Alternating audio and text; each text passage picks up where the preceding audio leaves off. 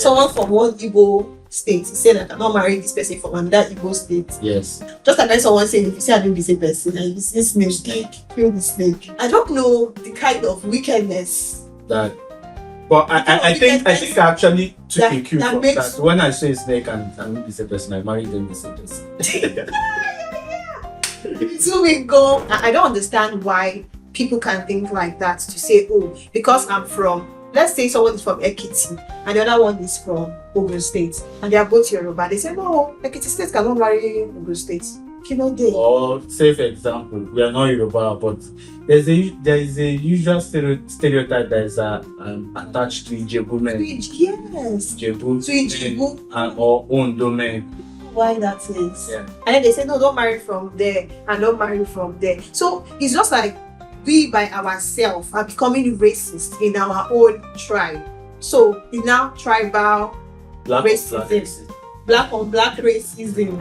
If you believe that Jesus of Nazareth is your personal Lord and Savior, and you make that confession and you give your life to Him, you have to also take cognizance of the fact that He was a Jewish person born 2,000 years ago, and ask yourself, if He was not from your tribe, would you have believed Him? Yeah. Imagine Jesus of English.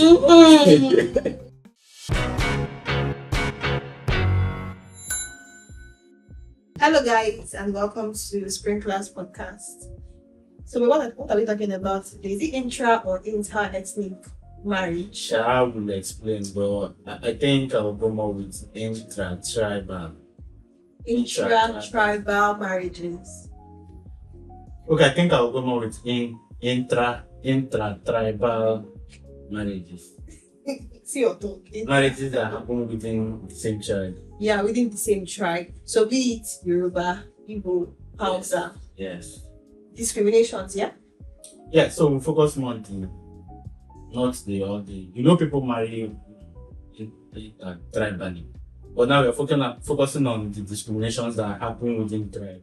Yeah, within tribe, whereby someone from Imo State refuses to marry someone from Anambra. Is Anambra put that in? Either way, they will come for you. Yeah, but either way. But either way, someone from one Igbo state is saying I cannot marry this person from another Igbo state. Yes. They for do it more.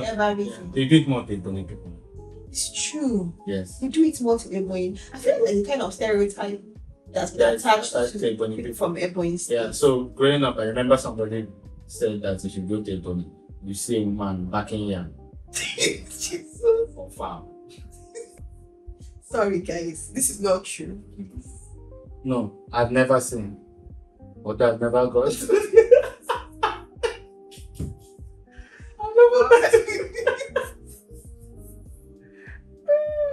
I've never got. What's that? All available data shows that I don't think it happened. No, I think that, you know, it's this kind of situation whereby people exaggerate, or people not even exaggerate now. People say what they think is true, whereas those things are not true. Just like when someone saying if you see I don't be the same person and if you see snake, kill the snake. I don't know the kind of wickedness that. But I think I actually took a cue from that. When I say snake and I'm the same person, I married them the same person. So we go. That's a very difficult one. Yeah, but I feel like that's wickedness. Imagine equating a person with a snake. Thinking about no, they said the snake is better. They're not good. So they're saying the snake is better than the human being. Yeah. That's wickedness. In fact, I feel like for any tribe at all, wherever you're coming from, as long as we're human being, we are believers, right? I don't understand how you would prefer to kill which one? Anybody that came up with that proverb is evil. The person is wicked. That proverb and to think that people are running with that proverb they say also shows how wicked the mind of a man is. It shows the state of our heart. Yeah, it shows the state of our heart. So but then salvation is by grace. I'm telling you. But then going back into the conversation for today, right? I don't understand why people can think like that to say, oh, because I'm from, let's say someone is from Ekiti and the other one is from Ogun State and they are both Yoruba. They say, no, Ekiti State cannot marry Ogun State.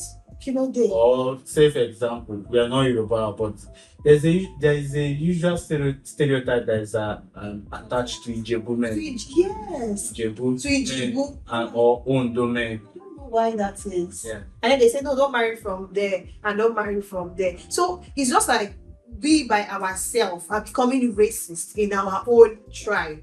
So it's now tribal racism. Black on black racism.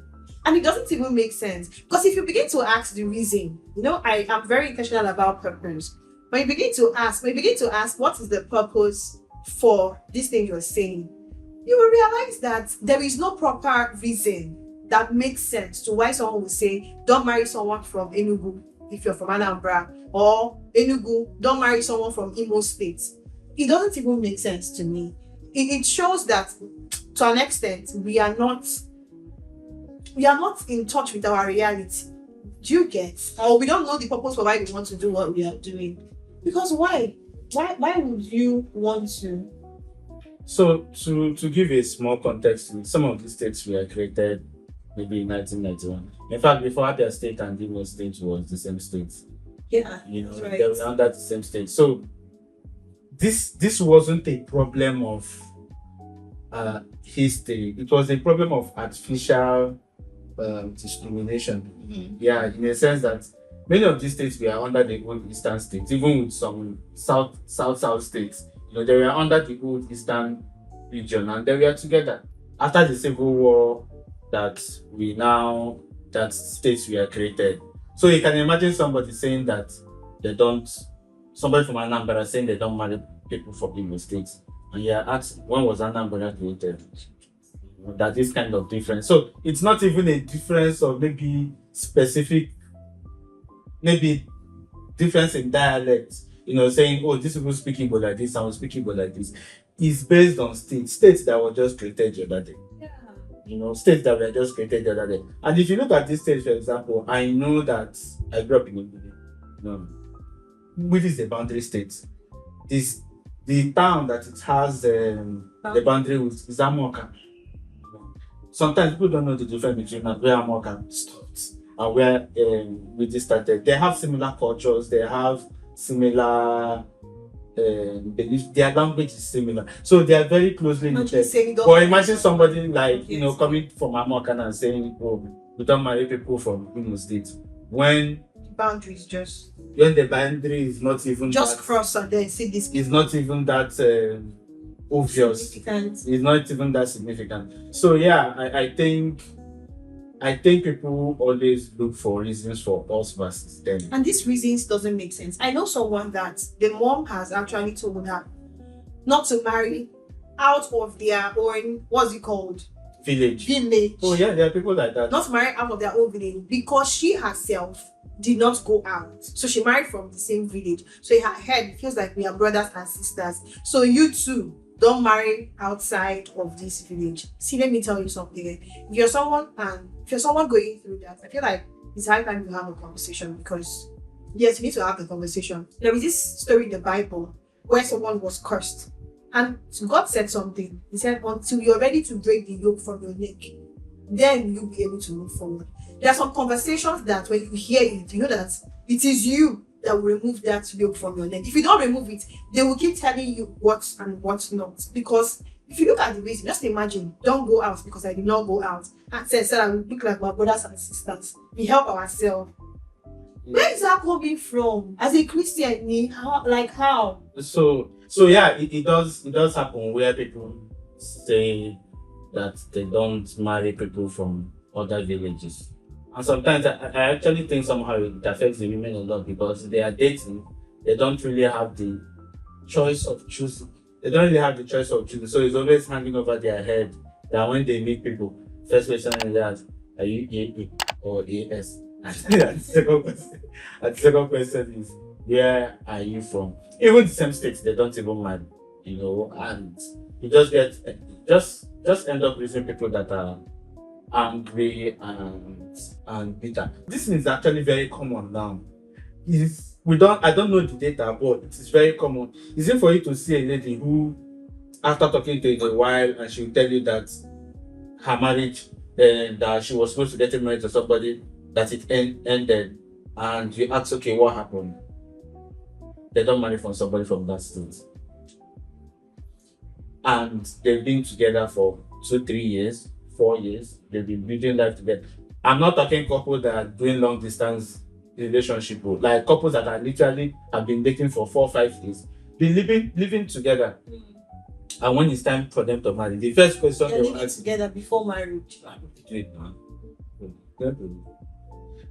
They are living Yeah, but that's together. not to encourage such things. We're not encouraging that. Yeah, they are living together. And when it's time for the person to get married, they now say, oh, where is she from? What do you think is the cost for one of these things? I think it's the nature of human hearts.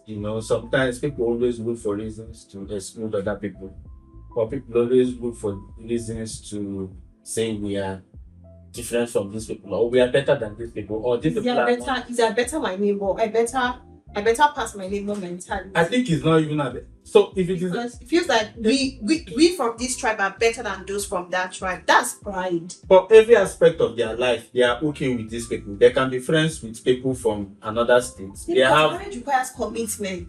They have. I'm talking about from some parents who say those kind of things. They have colleagues who are from different tribes. They are very good people. Their church they go to, probably the person that even led them to Christ, or their priest is from a different district. They are okay. But it is not okay when somebody from that state or that tribe wants to marry their daughter, or when their son wants to marry. And I feel like, and then to add to what you were saying, see, unforgiveness it can steal from you if you've not learned how to forgive. Now, let me paint this scenario. A woman or a man maybe tries to have a relationship with someone from a tribe, right? And at the end of the day, the relationship did not work out well for whatever reasons that presented itself. And because of that hurt felt, because he hadn't forgiven the person and the whole situation, probably he had moved forward, or probably he has not. He decided in his mind that I will never go to this tribe again to marry. Or this state. Or this state. Or this village. Or this village. And then when he also gives birth, he's now married, gives birth to a child. He now wants to instruct his children never to marry from that village or from that tribe because he's yet to heal. He's passing on his unforgiveness spirit to his children. And his trauma. So his trauma. Yeah. So I feel like unforgiveness also plays a very huge role for all of this kind of incidents happening. And then selfishness. Because why would you tell someone that because you did this, then they shouldn't do it? So to be like people want to be among yourself. You don't want to go out. So it's more like your blessing, your daughter or your son, who can be a blessing to another family. No, you should not go and be a blessing there. They should only come to you, so that all of you together as sisters and brothers. So the truth is that people have to actually start questioning their reason for doing all of those things. Or for even saying these things, or for even selling this kind of conversations to your friend. Someone who is watching, and then maybe you've been telling your friend, oh, don't marry from this village, or you'll be telling your brother or your sister or your children. Ask yourself, what's the motive behind? And also to add to, not just ask yourself. I think you also have to accept that it might just be okay. I really change. Yeah, for doing that to people, because in everybody's story you could be the person that is not part of us. Yeah. You understand? In somebody's story, you could be that person and you don't have to do anything about it. It causes a lot of, I don't know, for people that have experienced this level of betrayal and wickedness, it causes a lot of traumatic experience. You see people that things we are going great, and all of a sudden the parents say, oh, you don't marry from this. No, I mean, I don't even know how the thought process that goes into that kind of thing. I will not lie that I have never had this kind of thoughts before, or I've never thought in this way. I have, right? This is me calling myself out in the past. However, I don't think in that way again. I don't think in that manner. Because even while if I'm asking myself, or when I go to start asking myself, why was I even thinking that way? There is no concrete reason. It's because I've been hearing it. Yeah, sometimes. So I just held on. So there is even a story of someone saying the reason why they are. So the lady suitors was coming for her. Suitors from different villages. This one now is not state with different villages, and one of the suitors one of the reasons why they excluded him was that because of other people that married from that village, that it didn't favor them. So that's the reason. Can you imagine? Yes, that's the reason why the guy, that. Yeah, but what's your final say to this kind of conversations or these things happening? You know, for someone who is even struggling right now. This 21st century, everybody is educated. I don't think education eradicates bigotry or tribalism in those because if you look at people that do some of this, they are well educated. Yeah. You know, they are quite well educated. At the end of the day, it has to revolve around the values we hold there. If, for example, as a Christian, if you believe that Jesus of Nazareth is your personal Lord and Savior, and you make that confession and you give your life to Him, you have to also take cognizance of the fact that He was a Jewish person born 2,000 years ago, and ask yourself, if He was not from your tribe, would you have believed Him? You summed it up. Whoosh. You get? Yeah.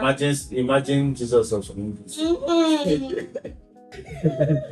I think it would have been easier for people to kill him because they would choose a serpent over him. Yes. So those are the kind of questions you have to ask yourself. That if I believe that Jesus was in Nazareth, was sent by God, and you believe and everything, you know, and you accept it, why would you reject another person? Why would you reject? That is not. This one is not even. The difference is not in dialect, not in language. It's not in history. It's just artificial creation. That this stage religion. So it doesn't make a lot of sense, and causing that level of pain to people, you know, to your own children, to other people's children. It's just. It's evil, and you're someone who's struggling with that. Please just go back again and ask yourself. If you have that mindset, change it. Change it. If you're a Christian and you say you're a Christian with your church, you need to rethink all of these things. They are all in the conversation, right? You need to question your values and ask yourself, do I really have right values?